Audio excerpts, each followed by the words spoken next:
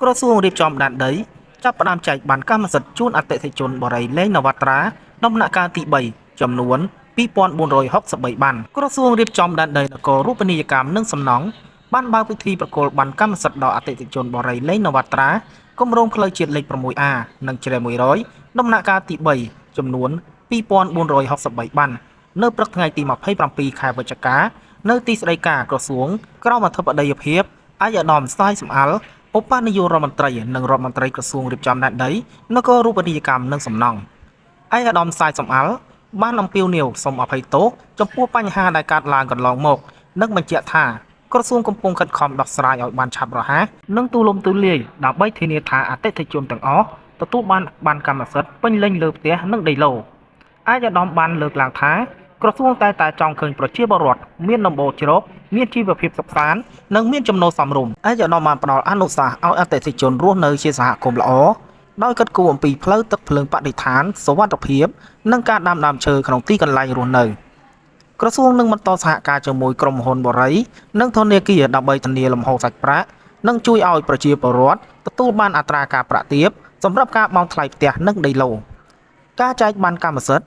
និងនីតិវិធីចុះបញ្ជីផ្ទេរត្រូវអនុវត្តរយៈពេល3ថ្ងៃពីថ្ងៃទី27ដល់ថ្ងៃទី29ខែវិច្ឆិកាឆ្នាំ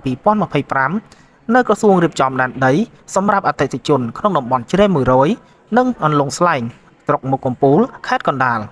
ក្នុងដំណាក់កាលទី3នេះអតិថិជនដែលបានបង់ប្រាក់គ្រប់ 100% អាចដាក់ពាក្យស្នើសុំផ្ទេរកម្មសិទ្ធិក្នុងក្របខ័ណ្ឌច្បាប់ដោយភ្ជាប់កិច្ចសន្យាទិញលក់ច្បាប់ដើមវិក័យប័ត្របង់ប្រាក់ឬឯកសារភស្តុតាងបង់ប្រាក់និងឯកសារពាក់ព័ន្ធផ្សេងៗតាមតម្រូវការ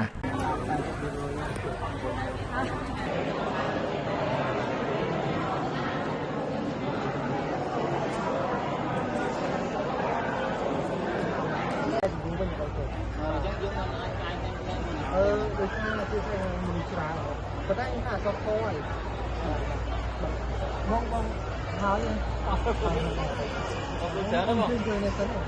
មកនិយាយបាក់ឲ្យទៅ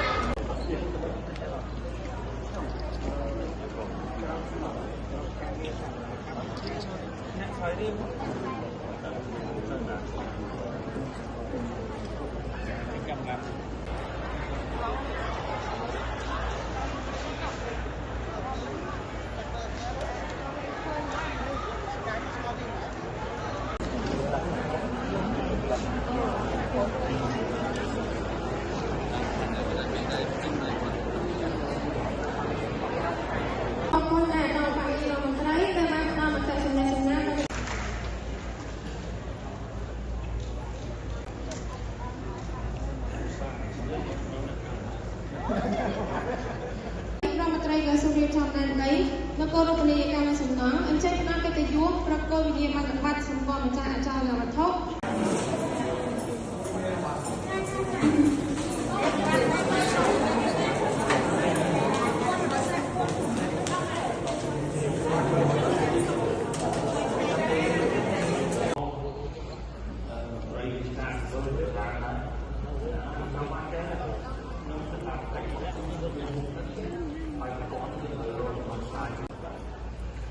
ពួកខ្ញុំ